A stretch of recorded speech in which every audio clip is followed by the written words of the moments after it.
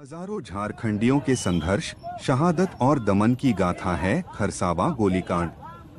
शायद भारतीय इतिहासकारों ने 1 जनवरी 1948 को हुई खरसावा गोलीकांड का जिक्र तक नहीं किया होगा। खरसावा आदिवासी बाहुल्य क्षेत्र था जो उस समय एक रियासत हुआ करता था।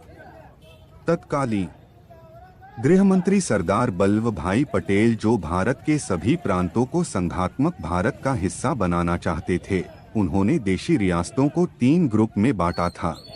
वह ग्रुप थे ए, बी और सी।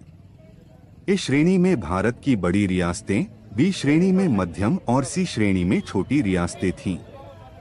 खरसावा एक छोटी रियासत थी।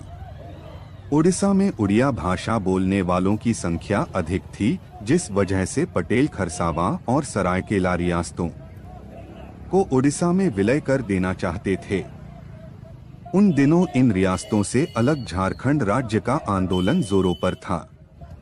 खरसावा और सरायकेला के आदिवासी ओडिशा में शामिल होना नहीं चाहते थे।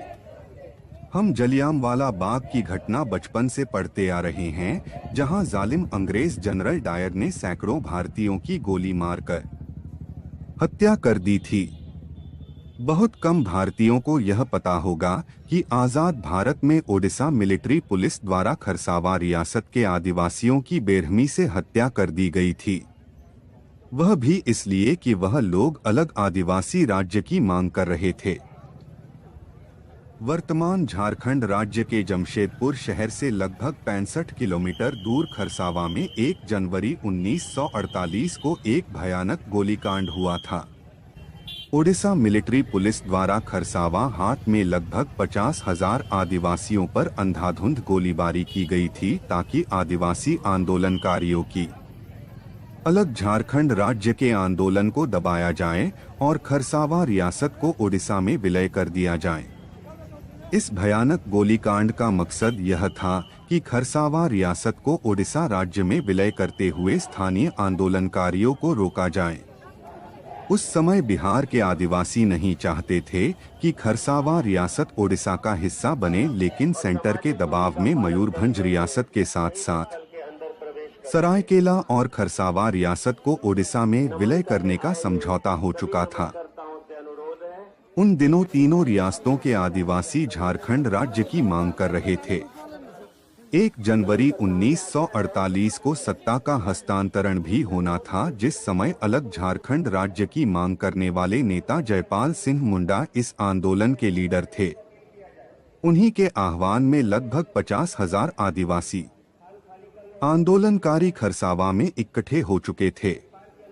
इस सभा में हिस्सा लेने के लिए जमशेदपुर, रांची, सिमडेगा, खूंटी, तमाड़, चाईबासा और दूरदराज के इलाके से आदिवासी आंदोलनकारी अपने पारंपरिक हथियारों से लैस होकर खरसावा पहुंच चुके थे।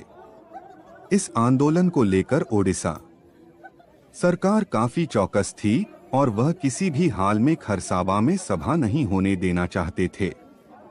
खरसावा हाट उस दिन ओडिशा मिलिट्री पुलिस का छावनी बन गया था। खरसावा विलय के विरोध में आदिवासी जमा हो चुके थे, लेकिन किसी कारणवश जयपाल सिंह मुंडा सभा में नहीं आ पाए। खरसावा हाट में भीड़ इकट्ठा हो चुका था और जयपाल सिंह मुंडा के नहीं आने पर भीड़ का धैर्य जवाब दे चुका था। यहाँ तक कि कुछ आंदोलनकारी आक्रोशित भी थे। पुलिस किसी भी तरीके से भीड़ को रोकना चाहती थी, लेकिन अचानक से ओडिशा मिलिट्री पुलिस ने भीड़ पर अंधाधुंध फायरिंग करना शुरू कर दिया। फायरिंग की वजह से आदिवासी कटे पेड़ की तरह गिरने लगे। कोई जमीन पर लेट गए तो कुछ पेड़ों के पीछे छुपकर अपनी जान बचाने लगे। खरसावा हाट के बीच एक कुआं था, जिसमें पुलिस के जवानों ने कई लाशों को उठाकर फेंक दिया। कुछ लाशों को ट्रकों में लाद कर पास के जंगलों में फेंक दिया गया। घटना के तुरंत बाद ओडिशा सरकार ने सिर्फ 35 आदिवासियों की मारे जाने की पुष्टि की, लेकिन पीके देव की एक पुस्तक memoir of a bygone era, chapter 6 page number 123 में 2000 से भी ज्यादा आदिवासियों के मारे जाने का जिक्र है। कोलकाता से प्रकाशित अंग्रेजी दैनिक द स्टेट्समैन ने 3 जनवरी 1948 के एक अंक में छापा 35 आदिवासी किल्ड इन खरसाहा।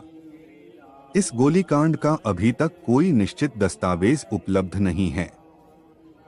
इस गोलीकांड की जांच के लिए ट्रिब्यूनल का गठन भी किया गया था, पर आज तक उसकी रिपोर्ट कहां है, किसी को नहीं पता। इस भयानक गोलीकांड के बाद खरसावा हाट में शहीद स्मारक बनाया गया। हर एक वर्ष 1 जनवरी को बड़ी संख्या में झारखंडी इकट्ठे होते हैं। खरसावा का यह शहीद स्मारक झारखंड की राजनीति का एक बड़ा केंद्र भी माना जाता है। खरसावा गोलीकांड हुए एक अरसा बीत गया, कई कमेटियां भी बनी, जांच भी हुई, परंतु आज तक इस घटना पर कोई रिपोर्ट नहीं आया। जलियांवाला बाग कांड के असल विलेन जनरल डायर को तो पूरा विश्व जानता है, लेकिन खरसावा गोलीकांड में मारे गए हजारों झारखंडियों की हत्या करने वाला असली डायर कौन था, इस पर आज भी पर्दा पड़ा हुआ है। साथियों, अगर आपको वीडियो अच्छा लगा तो आपके और हमारे YouTube चैनल हिस्टोरिक व्लॉग को लाइक, शेयर और सब्सक्राइब जरूर कीजिएगा। आपका एक लाइक, शेयर और सब्सक्राइब उत्तेजित करेगा ऐसी ही नई वीडियो बनाने में। धन्यवाद।